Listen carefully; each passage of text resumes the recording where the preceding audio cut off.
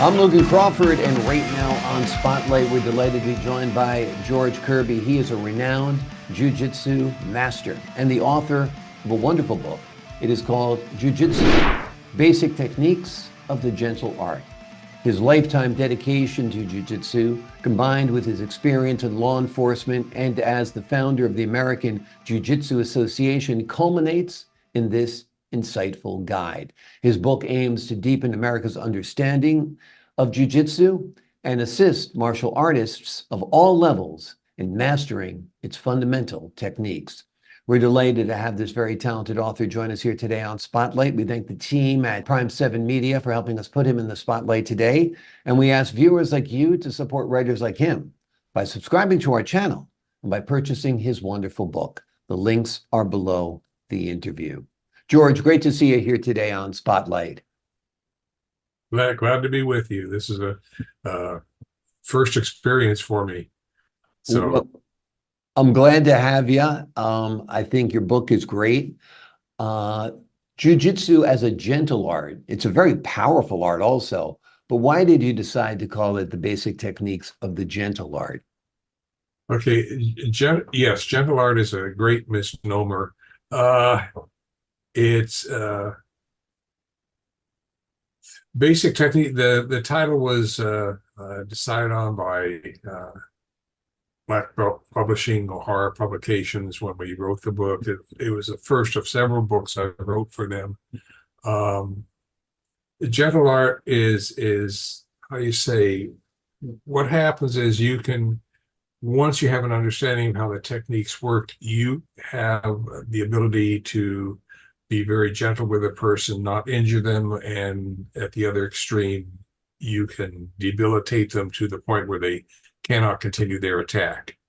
So it's basically, as my Japanese sensei said, you don't fight a person, you help them go where they want to go. Which could be on the floor, which could be over the table. Wherever they go, wherever they want to go, you use their energy and you help them go there. Exactly. And that was his, it's an attitude I try to convey to my students, because fighting in the martial arts is, an actual fight is the most degrading thing you can do as a human being. Right. Yeah, you don't want to use it unless you have to. It's basically a defensive art, correct? Yes, you can. With traditional Japanese jiu-jitsu, you cannot attack. There's nothing you can do to attack a person with it. You could, if you're really pushing it, or you go and hit a person, but as far as the art itself is concerned, it's purely defensive. Right. Now, I've always viewed jiu-jitsu as a series of grips and holds. Is that true? It's grips and holds, it's throws, it's strikes, some kicks. My sensei basically kept kicks below the waist. He said, because anything above the waist is going to get caught and you're in trouble. Yeah. But exactly. Yes, it's holds, it's locks, it's takedowns, it's nerve attacks, pressure points. And what this does is it creates a person, once they reach a level of proficiency, usually around brown or black belt, they basically become unpredictable. Yeah. In a street situation, which is what you want. Yeah. I think it's great that your sensei taught you that any strikes above the belt don't work, because you could be Jean-Claude Van Damme.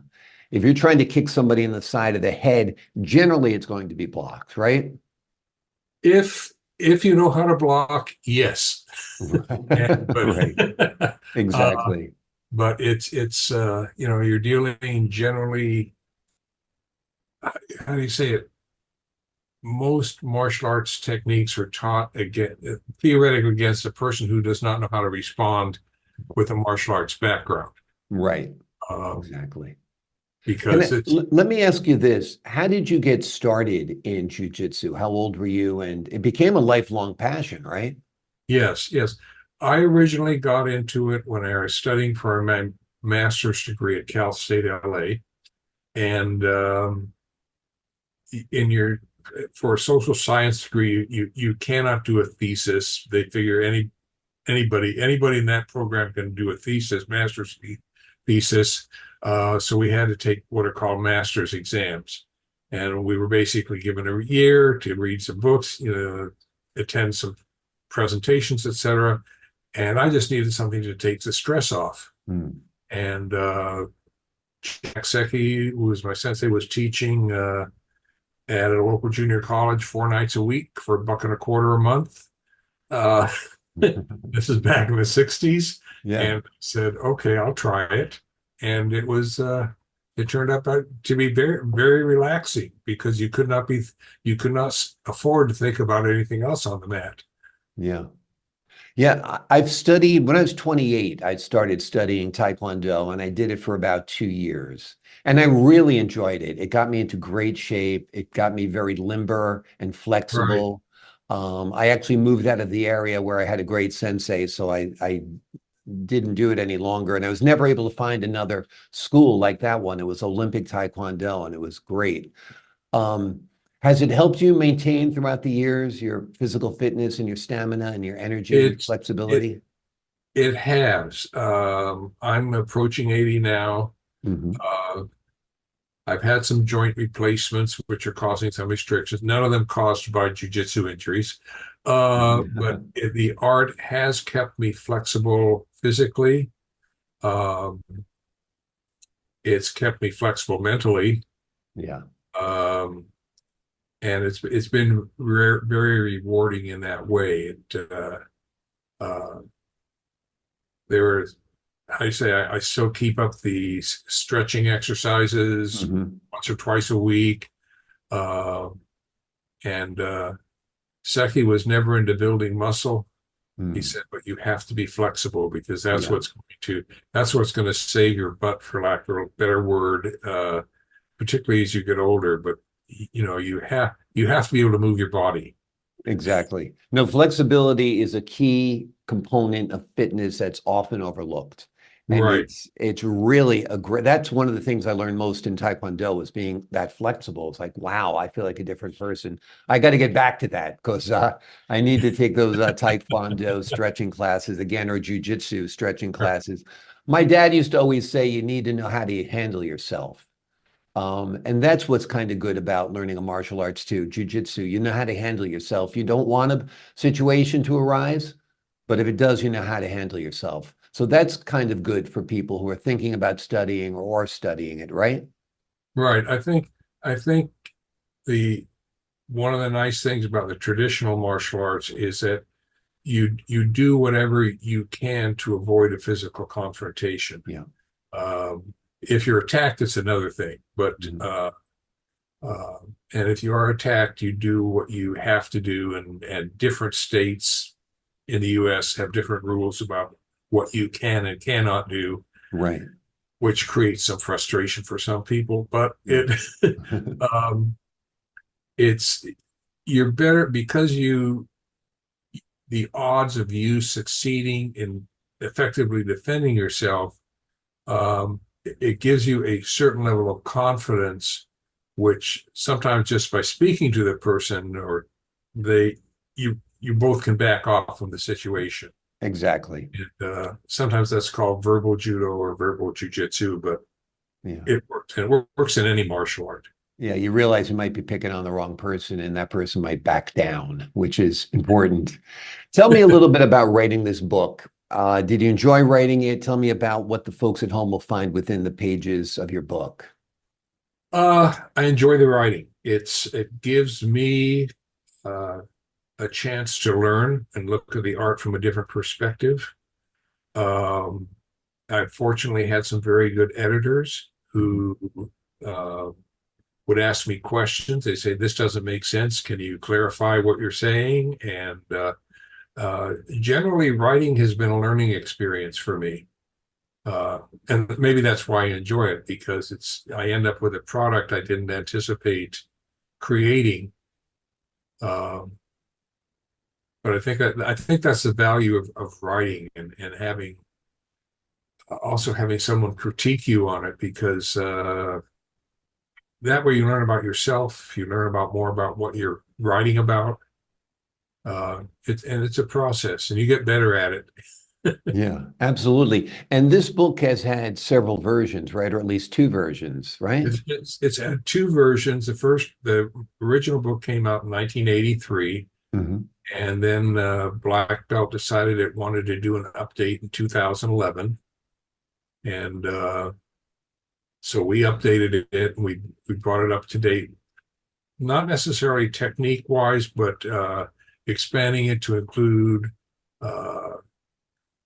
how Budoshin Jujitsu came about, because Seki's thinking was there are no styles of jujitsu, there is only jujitsu. And when we approached him, because another black belt and I took over a program at the local YMCA, the program became so popular that people wanted to know what style of jujitsu we were teaching. And we finally settled on Budoshin, which means to conduct yourself in a responsible and honorable manner. And Seki accepted it because we weren't calling it a ru or style. Mm.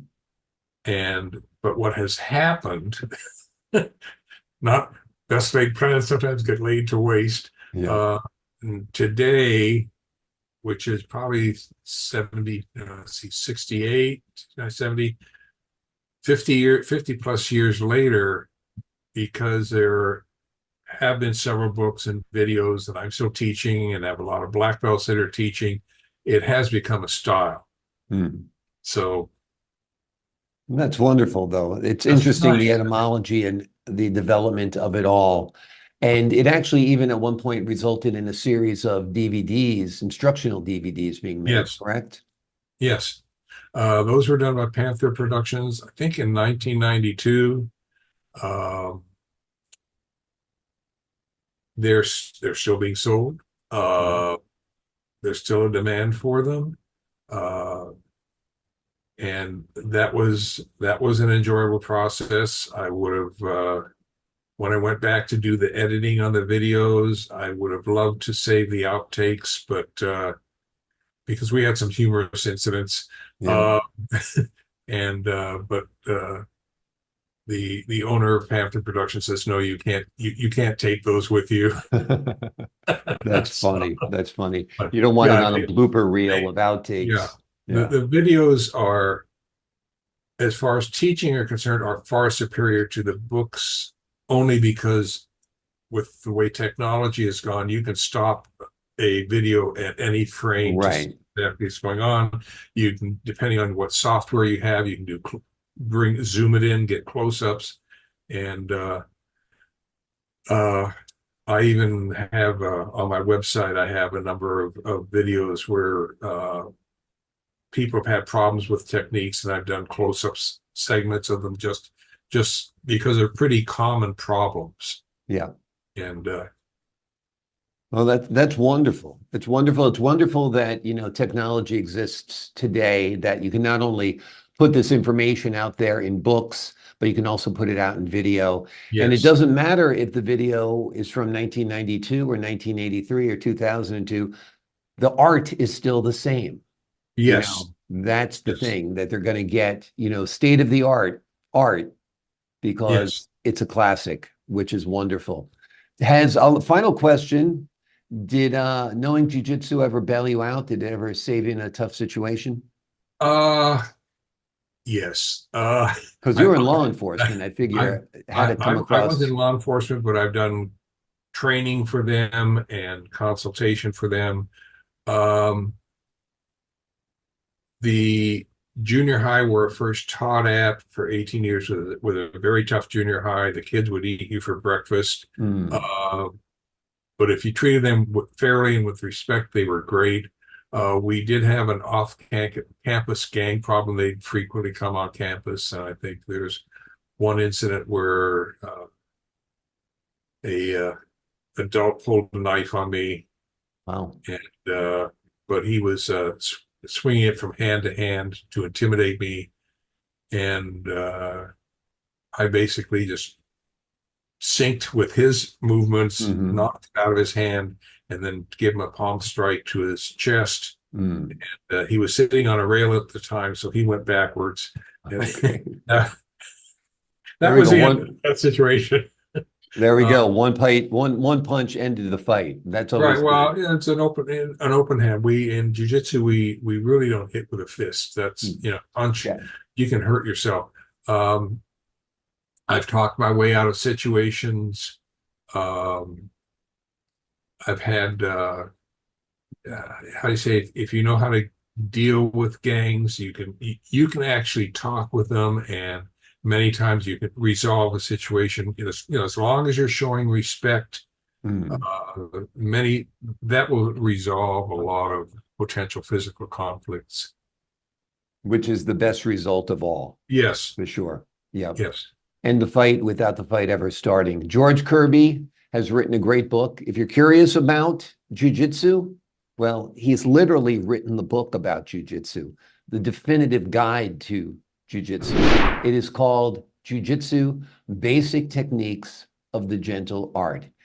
He has spent his lifetime dedicated to this martial art, combined with his experience in law enforcement and the founder of the American Jiu-Jitsu Association. His mastery culminates in this insightful guide. If you're curious about martial arts, if you're curious about jiu-jitsu, if you're engaged in a different martial art, you might want to find out what George has to say. It's quite a book, and it's highly recommended. George, thanks so much for joining us here today on Spotlight. You're more than welcome. I enjoyed our discussion, and I hope to get a chance to see it live. Absolutely, 1 week from tonight. And to the folks Very at good. home, I'm Logan Crawford, thanking you for your time this time. Until next time on Spotlight.